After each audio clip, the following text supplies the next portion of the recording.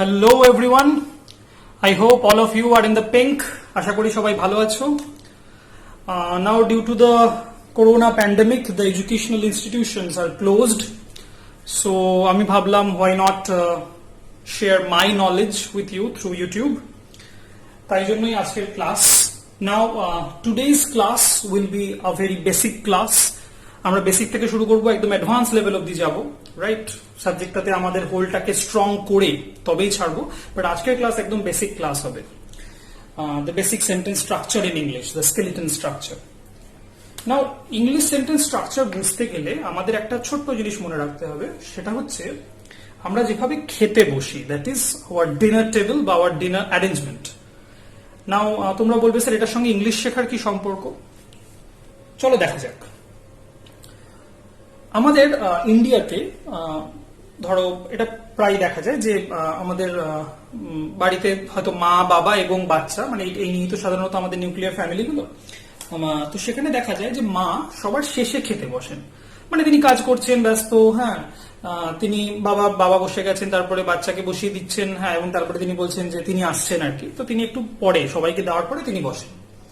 সাহেবদের দেশে কিন্তু এটা হয় না। সাহেবদের দেশে সবাই একসাথেই বসে, প্রথমে বাবা বসেন, তারপর মা বসেন এবং তারপরেই বাচ্চারা বসে।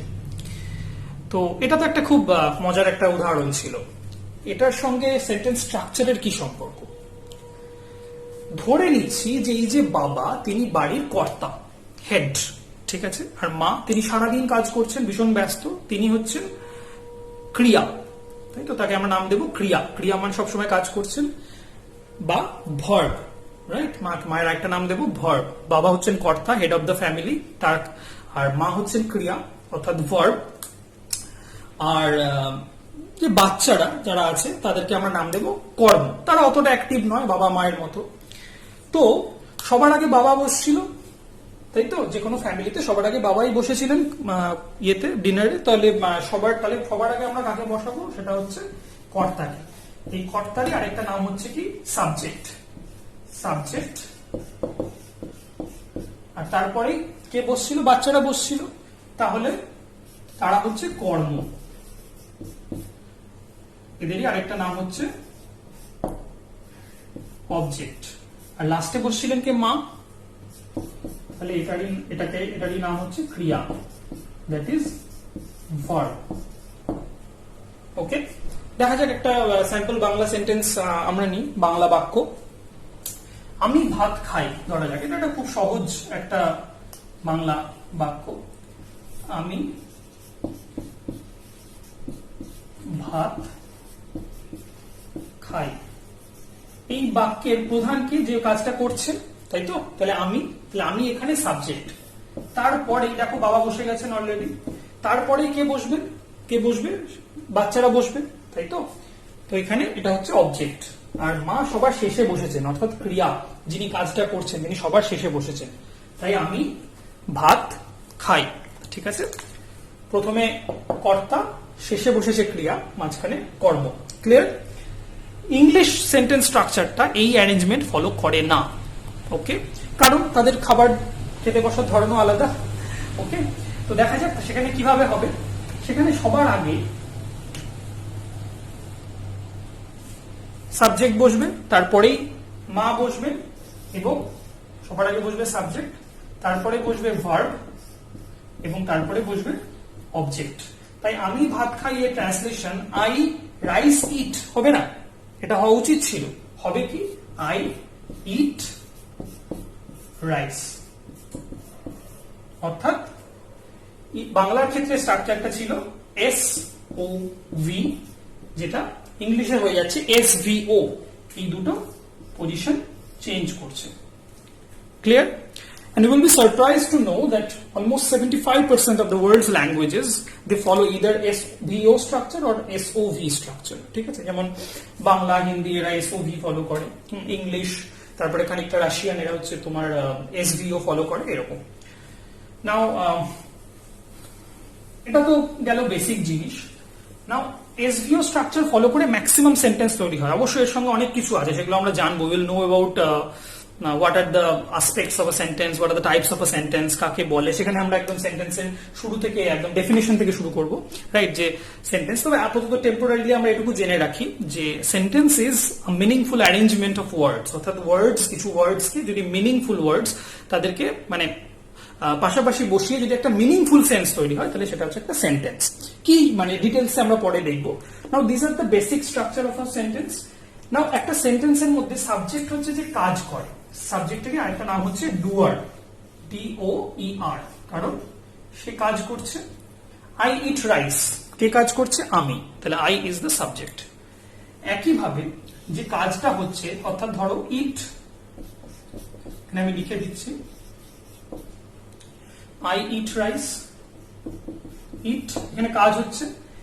এই কাজটা হচ্ছে ভার্ব। এই ভার্বকে যদি আমরা হু দিয়ে প্রশ্ন করি, কি দিয়ে কোশ্চেন করবো? হু, কে দিয়ে যদি প্রশ্ন করি তাহলে যেটা আমরা আনসার পাবো দ্যাট ইজ আওয়ার সাবজেক্ট। ঠিক আছে, আমি ভাত খাই, কে ভাত খায়? আই, তাহলে আই হচ্ছে সাবজেক্ট, রাইট? কাকে প্রশ্ন করছি? ভার্বকে প্রশ্ন করছি, ইটকে প্রশ্ন করছি। আর একইভাবে যেমন ভাবে হু দিয়ে কোয়েশ্চেন করলে সাবজেক্ট পাচ্ছি, একইভাবে যদি আমি হোয়াট বা হুম, অর্থাৎ কি বা কাকে দিয়ে কোয়েশ্চেন করি, কি বা কাকে দিয়ে যদি কোয়েশ্চেন করি তাহলে আমরা যে আনসার পাবো সেটা হচ্ছে অবজেক্ট। ধরো আমি বললাম আমি কি খাই, তাই তো, হোয়াট ডু আই ইট, তাহলে উত্তর হচ্ছে রাইস। ওকে, সো অবভিয়াসলি এখানে রাইস ইজ দ্য অবজেক্ট। নাও তাহলে এটা হচ্ছে একটা বেসিক স্ট্রাকচার একটা সেন্টেন্সের, SVO স্ট্রাকচার। আই হোপ এই অবধি ক্লিয়ার। অবশ্যই আমরা ডিটেলসে পরে দেখব, আজকে জাস্ট বেসিকটা করছি। নাও সাবজেক্ট অনেক ভাবে ইউজ হতে পারে, ভার্বের তো অনেক রকম ভাগ আছে, এই অবজেক্টেরও ডিফারেন্স আছে। আপাতত এখন আমরা এগুলো নিয়ে আলোচনা করছি না, ফর দ্য টাইম বিং আমরা শুধুমাত্র ভার্বের একটা ক্লাসিফিকেশন দেখব। এটার একটা হচ্ছে ভার্বের মেইন দুটো ক্লাসিফিকেশন, একটাকে আমরা বলছি অক্সিলিয়ারি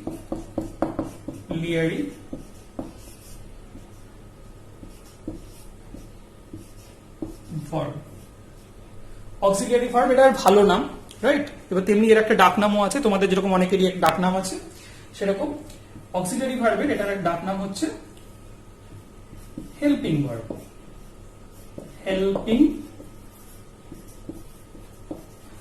অক্সিলিয়ারি ভার্বের ডাক নাম হলো হেল্পিং ভার্ব। আর অন্যদিকে আরেক ধরনের ভার্ব হচ্ছে মেইন ভার্ব বা প্রধান ভার্ব।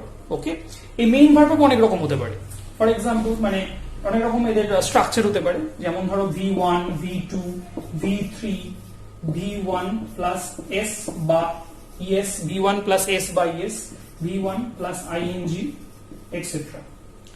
এখন if this things are Greek to you, মানে যদি এগুলো কঠিন লাগে তোমাদের কাছে, তবে মানে কোনো চিন্তার কোনো কারণ নেই, because we will discuss this things in detail পরে।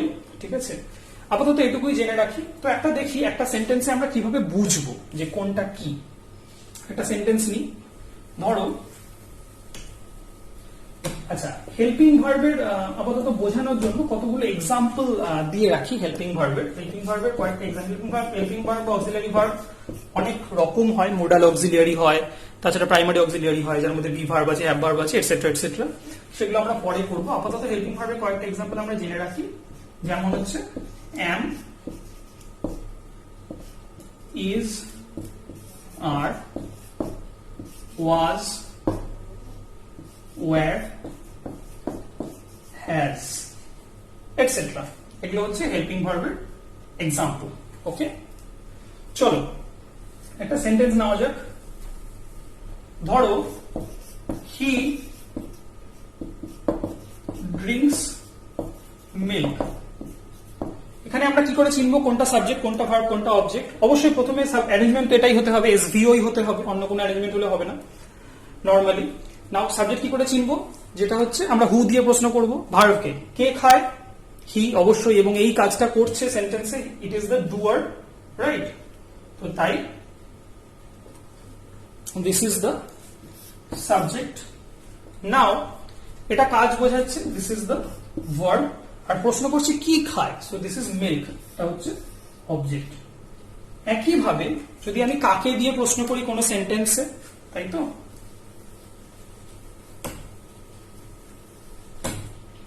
ধরো আমি বললাম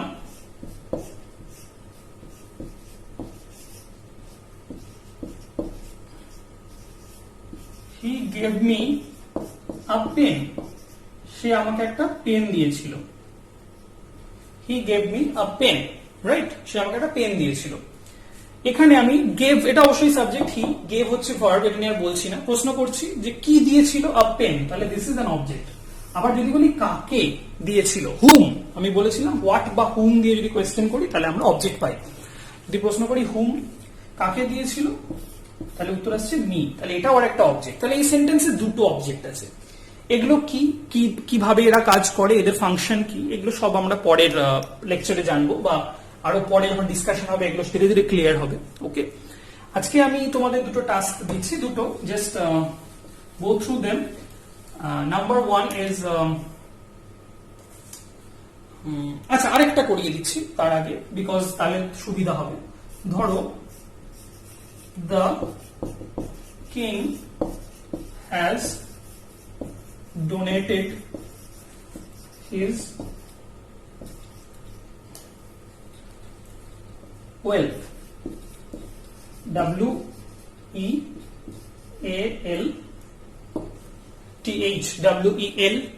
W-E-A-L-T-H, wealth, ওকে। তো দ্য কিং, এটা সাবজেক্ট, অবশ্যই একটু আগে বলেছিলাম হ্যাজ, তাহলে এটা কি হবে, হেল্পিং ভার্ব। এটা হচ্ছে মেইন ভার্ব, এটা আসল ভার্ব, রাইট, এটা মেইন ভার্ব বোঝাচ্ছে। আর কি ডোনেট করেছে, হিজ ওয়েলথ, তাহলে এটা হচ্ছে অবজেক্ট। ক্লিয়ার? চলো এবার আমাদের এক্সারসাইজটা নিয়ে নিই আমরা। প্রথম একটা সেন্টেন্স,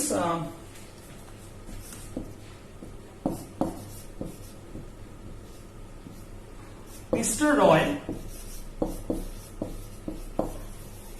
teaches us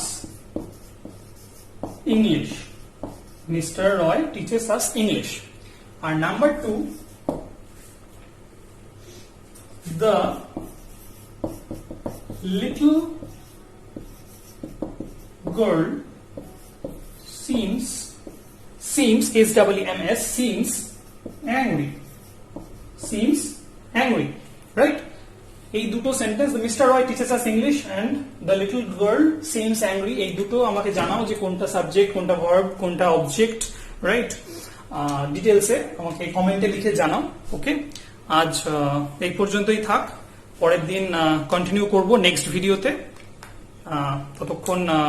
ততক্ষণের জন্য গুড বাই, টেক কেয়ার, জয় হিন্দ।